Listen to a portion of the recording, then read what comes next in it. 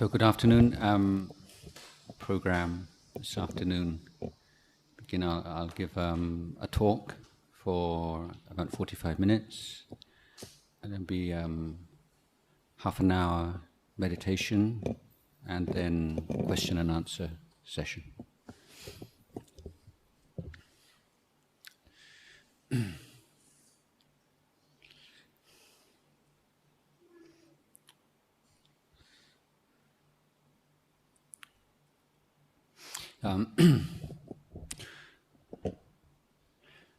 The revival of Buddhism in Sri Lanka towards the end of the 19th century was much thanks to a group of theosophists, Colonel Alcott and her companions. And one of the salient features of the way that Theravada Buddhism was presented at that time and place was very much conditioned by the need to provide a clear contrast to the teachings being propagated by Christian missionaries. So the tendency was to emphasize the rational elements of Theravada Buddhism and try to hitch Buddhism to the dominant, preeminent intellectual force in society of science, modern science, and to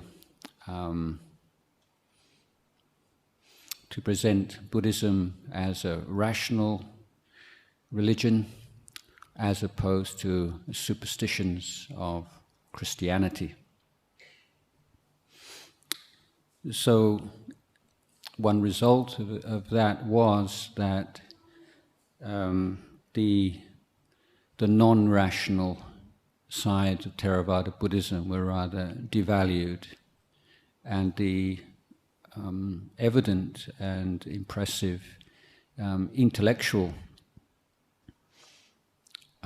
satisfactions of studying Buddhism tended to be, in my view, overemphasized. And the fact that any real progress in Dhamma requires a balance between the intellect and the emotions was rather overlooked. So I think that Buddhism has sometimes suffered, if that's a good word to use, from an over-emphasis on the intellectual aspects of the teachings. For instance, chanting is not a favorite practice of most Western Buddhists, and the devotional sides of Buddhist tradition, which are so evident and which are so strong in Asian countries, tend to be devalued or looked upon as kind of secondary, subsidiary practices, not the real thing.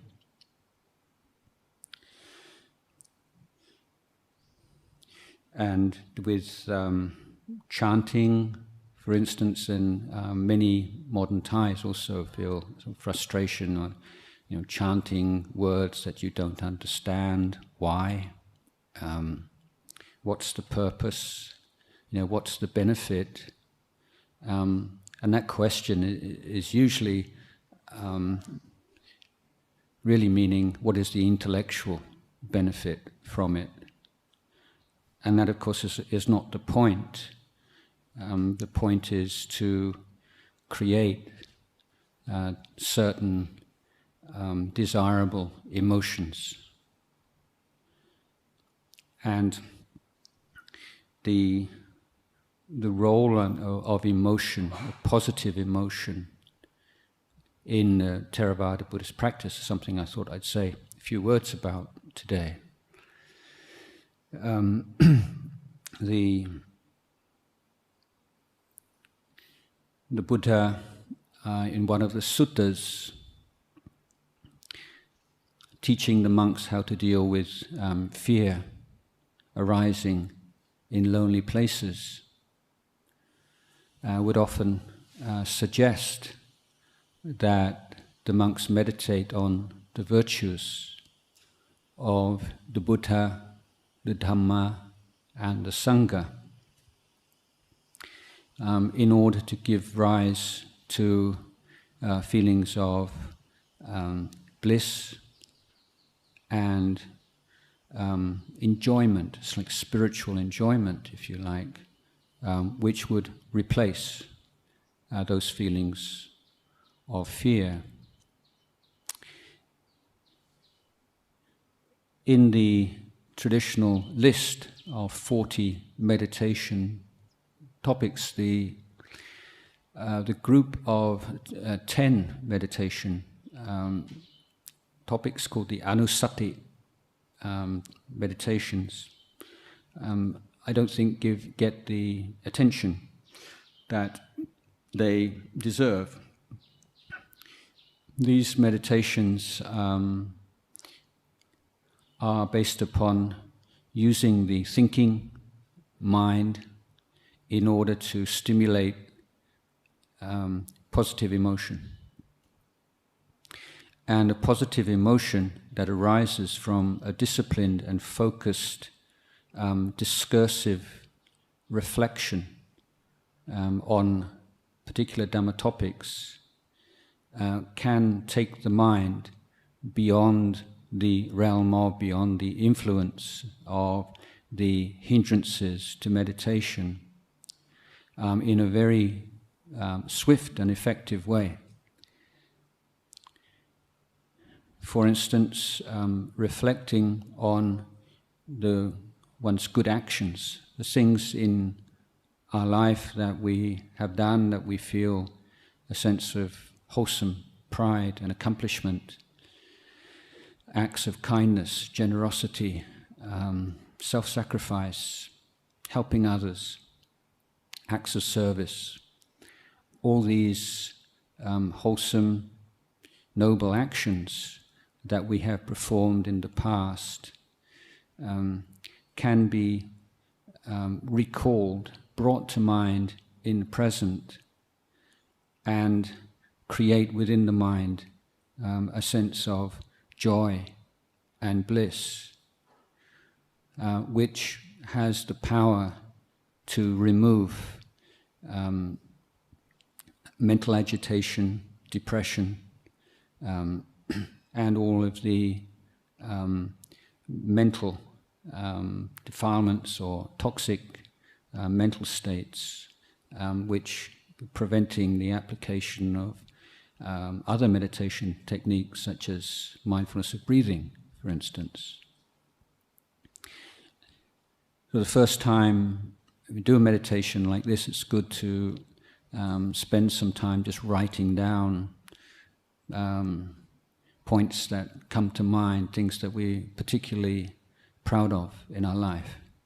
They have to be good and wholesome things, not like making a lot of money or something like that, but something which is selfless, kind, good, virtuous. And then say, came up with a list of some 10 points, then say giving yourself 3 minutes just to think about each of those points for 3 minutes. And so the discipline there is to keep your mind within that topic, rather than focusing on a particular physical sensation, such as the point at which the breath contacts the tip of the nose, for instance. We relax that a little bit and have the mind dwell on a particular topic, which is clearly circumscribed, and the effort to maintain one's mind within that topic is often a more effective way of calming the mind than stopping or trying to avoid thinking at all through meditation on a particular physical sensation. Now, if we reflect for 3 minutes on each of 10 topics, you've got 30-minute meditation there, and by the end of that time, your mind should be very relaxed and feeling very good. And at that point, one can turn the mind back to the meditation on breathing, for instance. It will often occur that there will be one particular point in those 10 points, which is that just brings up a lot of joy, and you may even feel tears in your eyes, just remembering that. And then you can just take that one point, that one topic, that one event, and allow your mind to dwell on it, and you learn skill in stimulating that particular sense of joy and bliss. And this is a very effective, skillful means for dealing with an unruly, stubborn, recalcitrant mind. It softens the mind and makes use of something that we already have within us. The sense that, the fact that we perform good, kind, selfless actions is because within us we do have this sense of the nobility and the beauty of such actions. We have an appreciation of goodness within us. And so from that appreciation of goodness to the appreciation of particular acts of goodness that we have performed is extremely uplifting to the mind. So remember that the whole realm of samatha practice, of training the mind, is finding effective means of preventing the arising of unwholesome dhammas, vaccinating the mind against them, as it were, and of dealing with, of reducing the power of undermining and eventually eliminating unwholesome dhammas, finding ways of bringing wholesome dhammas into the mind and developing skillful means to care for them, to nurture them, and to bring them to maturity and perfection. So this is the underlying structure of our practice, and we need a certain flexibility and creativity in our approach to that. If we have a very fixed idea, this is meditation, this is my practice, this is what I do, then it will tend to be too rigid to be able to deal with the various challenges that arise throughout our daily lives. So this ability to tap into powerful, positive emotion is an extremely important, skillful means. Another one of these reflections is on sila.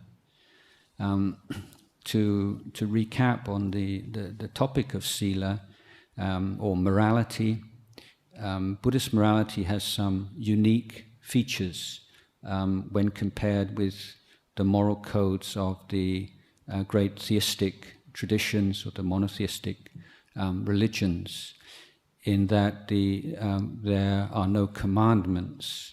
There is no concept, no idea of a creator God who lays down a moral code which human beings should obey and conform to.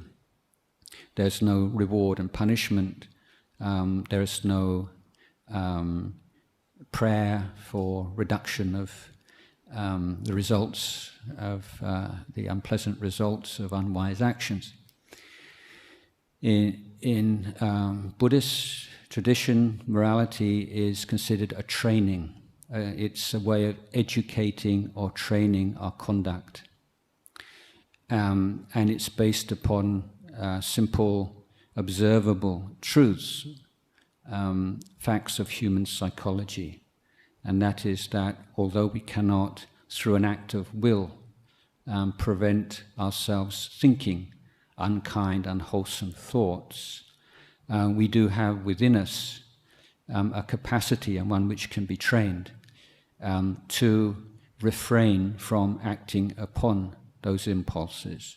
So we say as a practical standard for a harmonious and livable community, or from the smallest community, meaning family, up to society, this is the principle on which it's based. That is, that we can all agree on certain standards of behavior.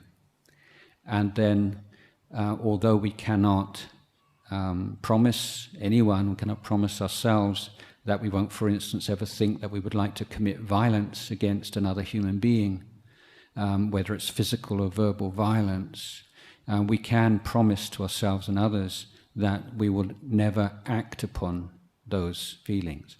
And so when we live in a community in which everyone makes that commitment, then we feel sense of safety and security and mutual respect,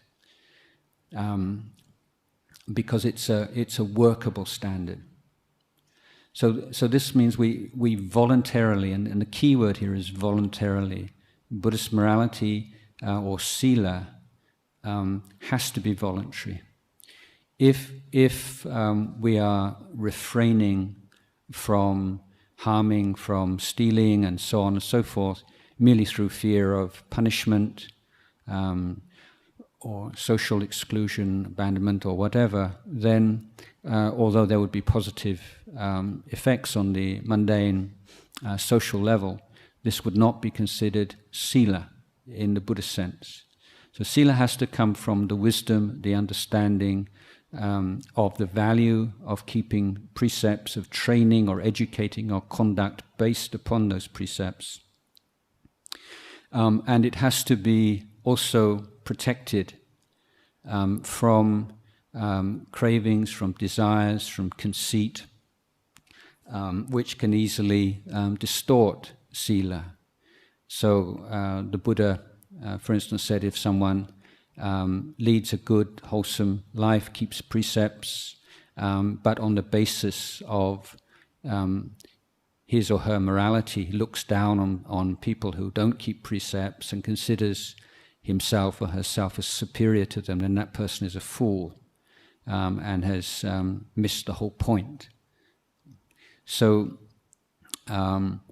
sila is something which is a practical tool to create the kind of community and society that we all want to live in, where we feel safe, secure, valued, where we are free to give and receive love and affection, and one in which the supporting conditions allow us to practice the Dhamma, to develop ourselves most effectively. So if we're living in unsafe environments where we feel insecure, where we feel we have to always have looking one eye over our shoulders, never feeling that we're completely safe, then the state of mind in which we feel secure enough to let go of internal, quite subtle attachments won't arise. And I think this is, again, I was just very important point that understanding, intellectual understanding of meditation techniques and the sincerity and integrity in applying them will only take us so far, because if we lack the emotional stability and sense of well-being, then we'll reach a wall. It's the wall of fear, because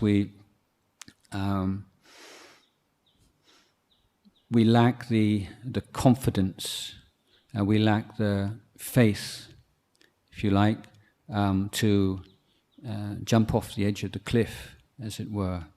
There's defilements, the very word.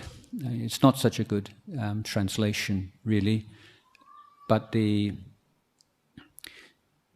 sense of negative mental states as being negative mental states, or as being defilements, or as being toxic in any way, is something that, as Buddhists, then we can accept as a basic kind of intellectual principle underlying our practice, for sure. But again, it's something else again to perceive, to recognize, to have this direct experience of mental states as being a sullying or a distortion or a disturbance of the mind. Here we see the role of samadhi very clearly, because samadhi gives us a limited, perhaps only temporary, access to pure mind, to an unsullied mind. And it's only when we have experienced that sense of purity and clarity, peace, stability, flexibility and strength of mind, which is the characteristic of samadhi, that when negative mental states arise, there is this immediate perception of them as being a sullying or a dirtying or a defilement of mind.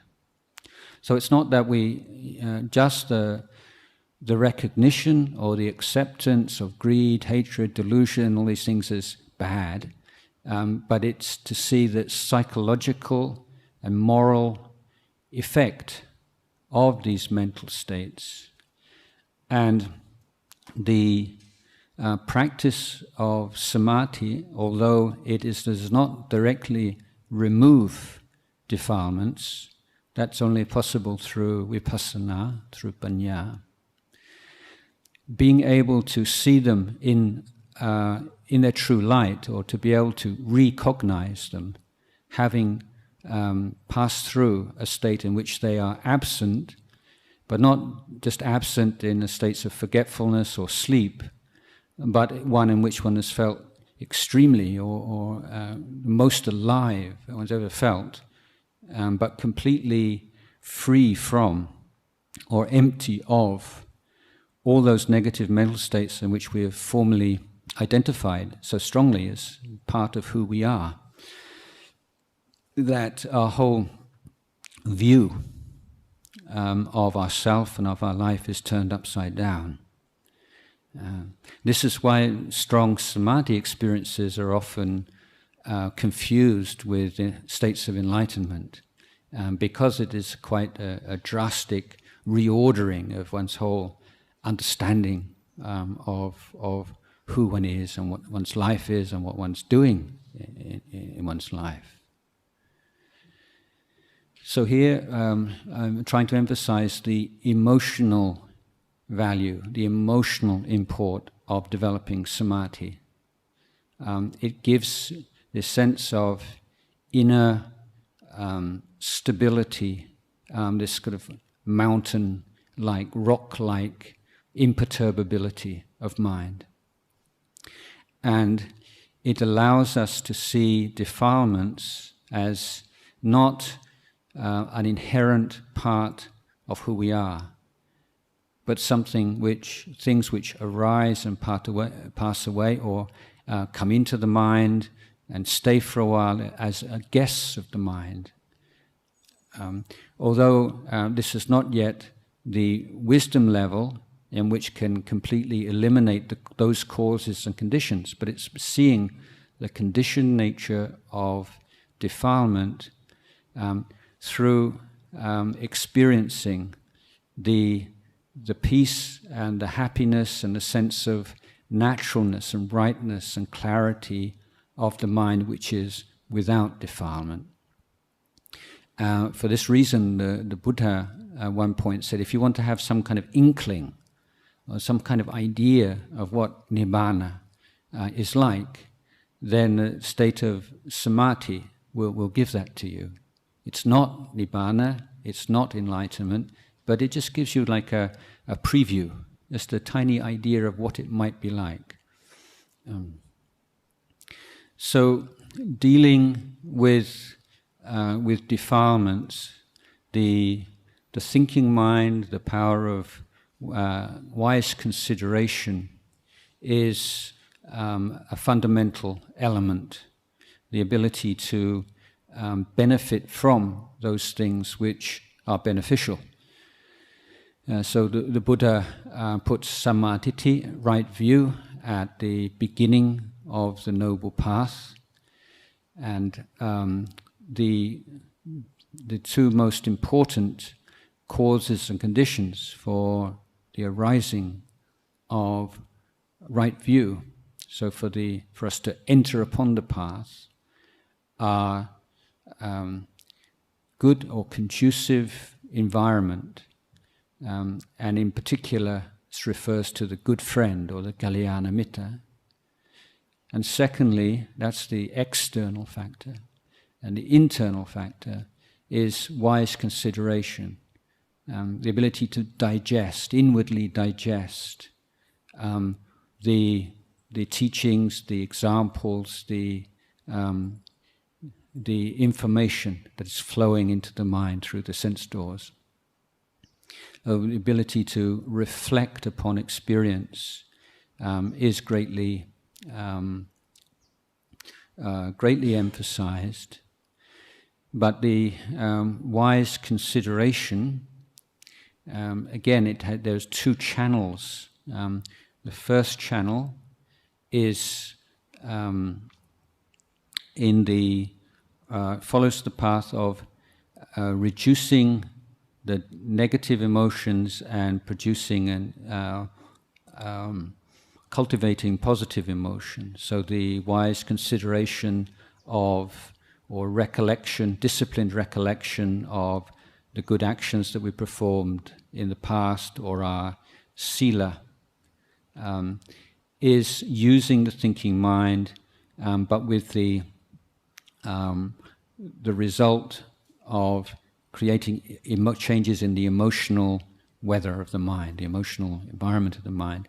Whereas the other channel through which the wise consideration flows is through direct interest in appreciation of the impermanence of life, of the unsatisfactoriness of conditioned existence, and of the selfless nature of phenomena. So those things which are providing a bridge to or a foundation for wisdom or vipassana.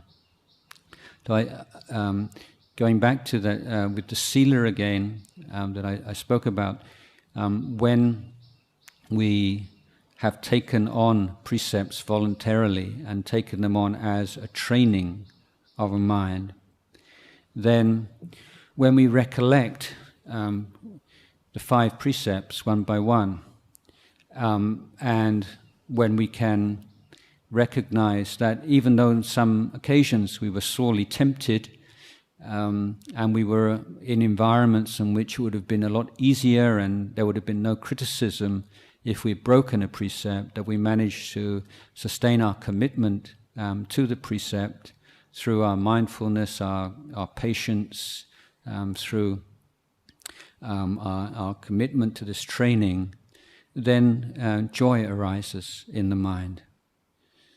So the precepts, keeping the precepts, the bringing to mind in a disciplined, ordered way our experience in keeping precepts purely, keeping them without allowing conceit or craving for any kind of reward from keeping precepts. It's there. Positive emotion, sense of well-being, sense of bliss, piti, arises in the mind. So goodness that we perform is never lost. I mean, if goodness is there, and when we bring it to mind in the present moment, it can have very strong positive emotional impact, and that power of positive emotion can be used as a tool, and we can fine-tune that tool, and we can cultivate our skill in using that tool to the extent that when we have problems in the application of, say, the mindfulness of breathing, or in other areas of our practice, or we're just feeling down or depressed or overly burdened by our faults, our mistakes, then we can see this as a problem to be dealt with using the vast array of skillful means which the Buddha provided us. So the other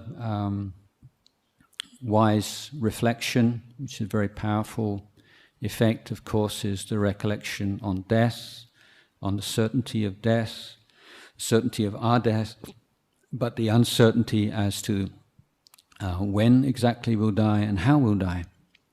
And this is brings up a sense of appreciation of our life, appreciation of those around us, appreciation of time, and allows us to cut through a lot of the things that we choose to spend our time on. I was just now speaking with a Thai group downstairs and was saying that once we start on this path of practice, it doesn't take long before we have this sense of wholesome, intelligent sense of shame and reluctance to act in selfish, manipulative ways, or we shrink back from violence and anger and these kind of coarse emotions. But the thing that's most difficult to let go of are the things which are not particularly bad in any conventional sense of the word, but which eat up time. We just kill time. We waste so much time, even though we constantly list the lack of time as one of our great sufferings in life, or problems, that we don't have enough time. And yet when we soberly look at exactly how we spend our time, we generally have to agree that we do spend a lot of time on quite trivial pursuits.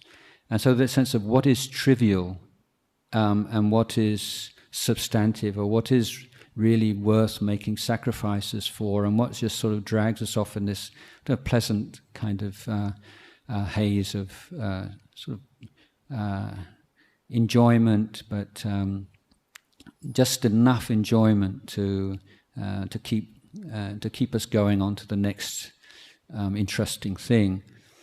Through the recollection of death, our appreciation of, our interpretation of what matters and what doesn't matter, what's important and what's not important, is transformed. So the emotion is not something to be looked at in a purely negative way, or emotion disturbs the mind, prevents us from seeing clearly, it's a bad thing. Yes, certain negative emotions definitely do perform that unfortunate function in the mind. But emotion can be used in a very creative and important way. And since the role of faith, Buddhism doesn't give faith that preeminent role that it holds in theistic traditions. Faith is considered to be a tool to be used in this training or education, but one which must have the wisdom faculty overseeing it so that it doesn't degenerate into either fanaticism or superstition. But its positive effects are that it clarifies. It clarifies our path in life. What we're going to commit to. And if you often, I think most people will agree that when we have difficult decisions to make in life, often we marshal the arguments, the pros and the cons, and we go backwards and forwards and backwards and forwards. But in the end, when we finally make a decision, it's, to be honest, it's not really because the arguments, the pro-arguments outweigh the cons, or the cons outweigh the pros. It's just we get fed up with the whole process and we just go for it. And that's really a leap of faith, if you like. But without that, life just becomes too complicated. There have been cases of people in serious car accidents who've had brain trauma, and the area of their brain which affects emotional responses to experience is destroyed. So these people become like Mr. Spock. They don't have any emotion. If you're a Star Trek aficionado or someone who finds emotions just quite threatening or disturbing, we think, well, that'd be quite good way to live life. But it turns out that people who suffer this brain trauma become almost completely dysfunctional. They'll go to a supermarket and look at 5 or 6 different brands of one particular thing, and they can't decide. They choose, should I have this one or that one? Well, this is slightly different, and that's like... So it just...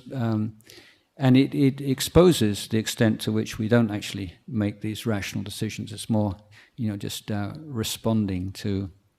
It may be the color of the packaging, or whether it's on our eye, same level as our eyes, or lower, higher, or whatever. But when this this emotional reaction to phenomena is recognized and channeled, it means we see that there are so many different things that we could spend time on in our life. And if we were to evaluate them in a purely rational way, there'd be no end to it. But there's that point where we just decide, well, I'm going to go for this. And this is what faith does. It just clarifies, it simplifies, it chooses a path. So if we can educate that through reflecting on Buddha, Dharma, and Sangha, and develop that emotional relationship to Buddha, Dhamma, and Sangha, then this is very fortifying for the Dhamma practice. When I was a newly ordained monk, and I was very fortunate to have the chance to be personal attendant to my teacher, Ajahn Chah, once.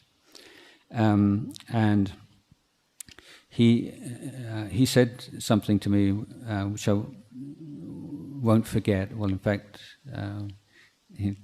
don't forget anything he said to me, really. But in this particular case, he said, my name is my lay name was Sean, but he used to have his own pronunciation of English names, so he called me Chon, which means spoon. So he said Chon. He said, Chon. He said, if you knew how to bow, you'd have tears in your eyes every time. If you really knew what you were doing, if you really knew the meaning of Buddha and Dhamma and Sangha, and you really felt that when you bowed, you'd have tears in your eyes every time, he said. So that, this is something we really need to, I think, recognize that spiritual life and life of a monk as well, we need to enjoy it. We need to be having that emotional satisfaction. If monks lack, no matter how intelligent monks are, and they've learned, they know all the books, they've studied Pali and everything, but if they don't have that love for the Dhamma, love for monk's life, love for this institution of the monastic life, then sooner or later they can become vulnerable and may end up leaving the order. And commitment to meditation is the same. If it's I'm going to put so much effort and I want to see such a result at the end of such a length of time, you're very disappointed. And it's not really possible to make those kinds of calculations or to run with those expectations. But when we find a sense of love and satisfaction, enjoyment of the path itself, and treading the path, and just feeling that sense of being so honored and just so wonderful to have this chance to try this out. Not saying I have to be able to experience such a level of peace and understanding and so on to make this worth my while. But when you have that sense of emotional commitment, which is not completely irrational, it's based upon this wise consideration. So there's not this separation, these two are feeding into one another. Then that will give the ability to sustain one's practice through periods where things are not going very well, where there's a lot of problems, or particularly if you've had a period in which your meditation has gone very well, then if there's a period where it falls apart a bit afterwards, that's most difficult to take. And this is general psychological principle.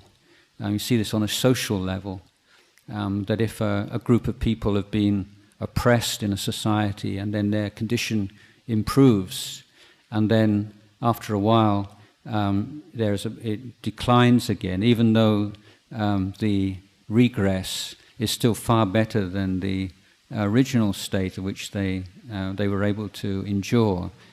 This sense of having lost something they gained is intolerable. This is background for riots in many countries, or in the 60s in the LA Watts riots and so on and so forth.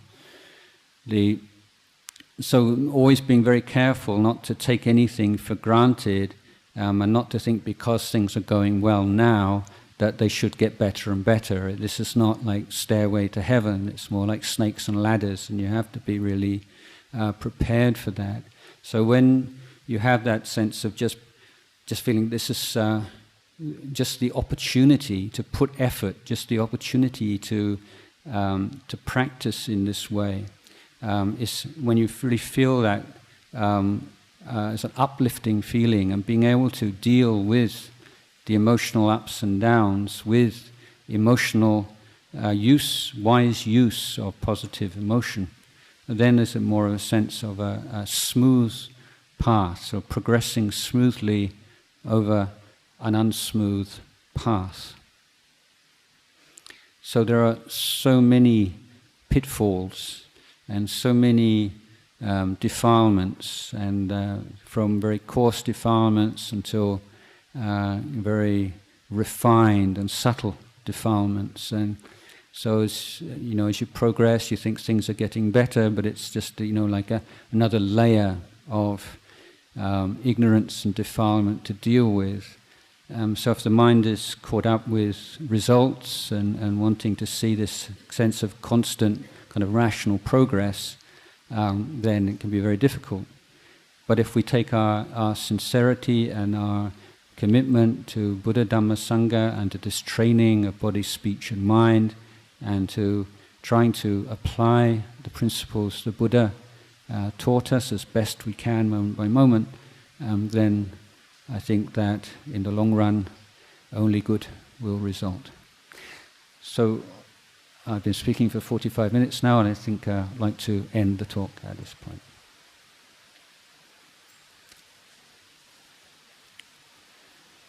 So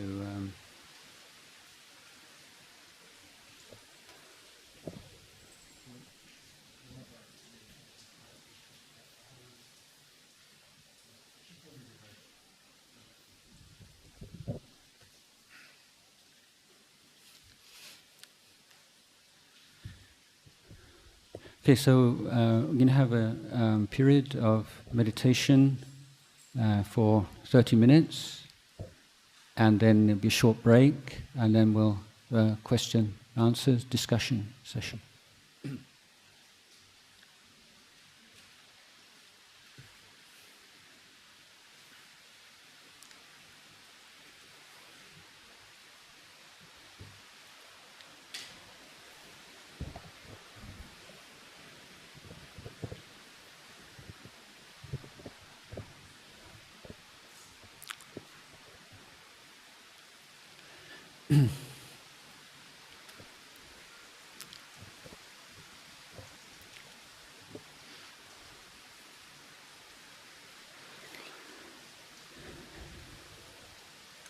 So in the practice of meditation, there's a begin, a foundation of right view, right understanding, and right intention, right thought. These are beginnings of the Eightfold Path. So right view means that we are clear in our mind that we are devoting 30 minutes to developing the path of practice, to putting effort into development of mindfulness, clear comprehension. We're going to be using the breath as the tool, awareness of the breath, and that during this period we will not take delight in, we will not welcome thoughts of the past or the future. That is to say, memories, expectations, fantasies. Although we can't prevent those things from popping up in our mind, we can be firm in our resolution not to give them a home, not to add on to them, merely to allow them to arise and pass away.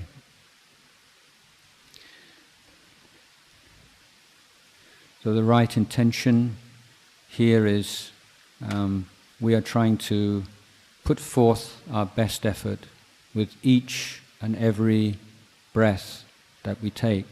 We can take each breath as the unit of meditation.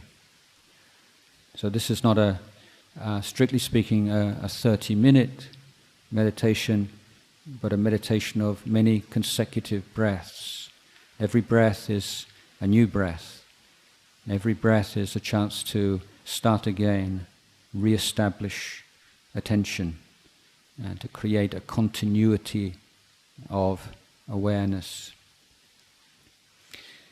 Now the practice is a training of the mind, but part of the education, part of what we are seeking to learn in our meditation is the various ways in which the mind and the body condition each other, affect each other. So we sit in the posture which is most conducive to the cultivation of awareness and clarity of mind. And that means a posture which is as straight as possible, but without straining or without being too tense. And the measure here is that the breath should enter, leave the body in a natural, unforced way. So if the breathing is troubled in any way or unnatural, then just experiment to find a way in which you feel that the breath is normal, natural, pleasant. Keeping the body as still as possible also helps to encourage that sense of inner stillness. A good way to begin meditation is to develop some body awareness, because concentrating or inclining the mind to the awareness of the breath at one particular point in the body, such as the tip of the nose, can be counterproductive if it's too premature, if the mind's not really ready to do that. It's quite a refined level of meditation. So initially what I would like to suggest is that we are aware of the sensations in different parts of our body which arise together with the in-breath and the out-breath. So as aware of the in-breath as in-breath, out-breath as out-breath, but acknowledging all the feelings, the sensations that are arising in the following areas of the body. So we divide the body into 4 parts, and we begin by being aware of all the feelings, sensations that arise in the head and neck area as we breathe in and we breathe out. So not visualizing the head, not looking for, just being aware to whatever is there naturally in the head and the neck.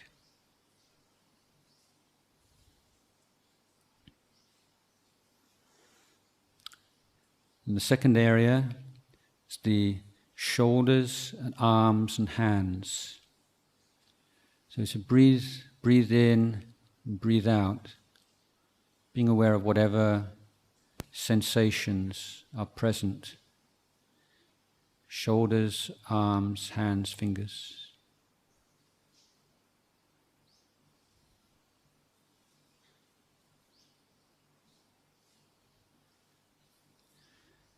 And the third area of the body is the torso, including the chest, the belly, the back, from the neck right down to the hips.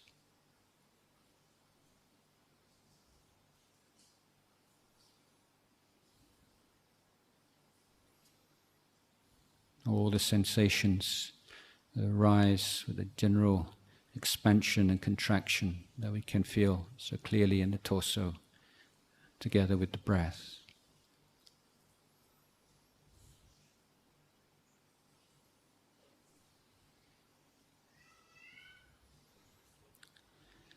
Now the lower part of the body, the bottom, the legs, the knees, shins, calves, ankles, feet, toes, all the lower part of the body, the sensations that we can experience that are just naturally arising together with the in-breath and the out-breath.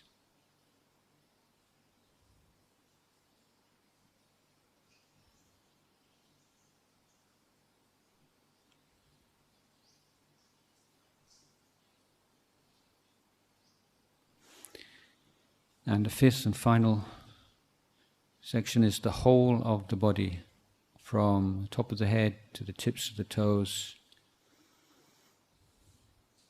without choosing any particular area or any particular part of the body. As we breathe in, breathe out, being awake to all the mass, the pattern, the flow of sensation within the physical body.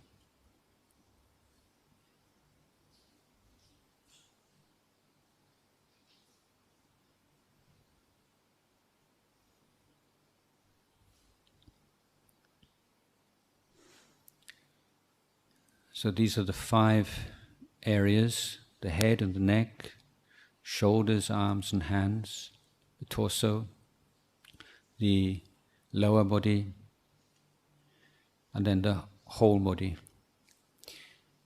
And we can use that as a basis for being present to the breathing process for a number of times, going through one by one, may perhaps 3 breaths on each area or 5 breaths on each area. When the mind is starting to settle down and finds it a little bit tiresome to be constantly changing the focus, then we incline the mind to be aware of the sensation of the breath at a particular point in which we can recognize it most clearly, where it's most apparent, where we feel a sense of ease and comfort.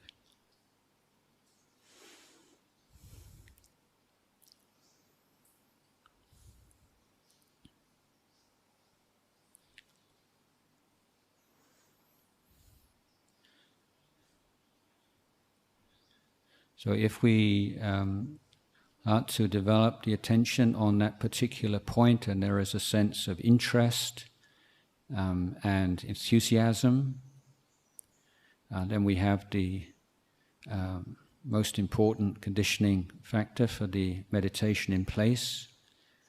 And then we continue. We may use a mantra to help the mind stay with the breath, such as put on the in-breath, to on the out-breath, or can count the breaths, or merely be aware of the sensation of the breath without any other helping technique.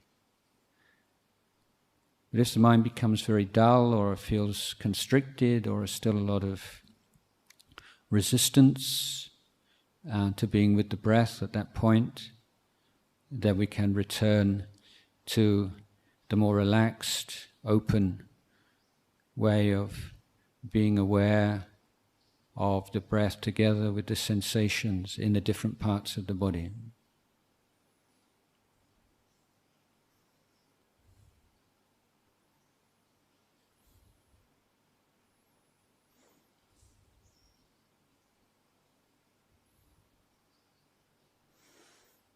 As you're aware of, if you've moved your awareness to the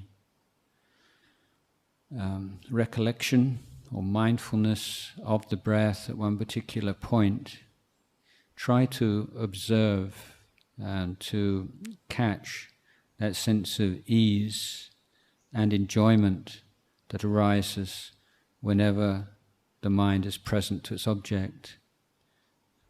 And be very conscious of that, because that sense of ease and enjoyment provides the bond which allows the mind to stay with the breath. Because when the mind realizes that mindfulness of the breathing is inherently enjoyable, then its tendency to wander off in search of thoughts and memories will be much reduced.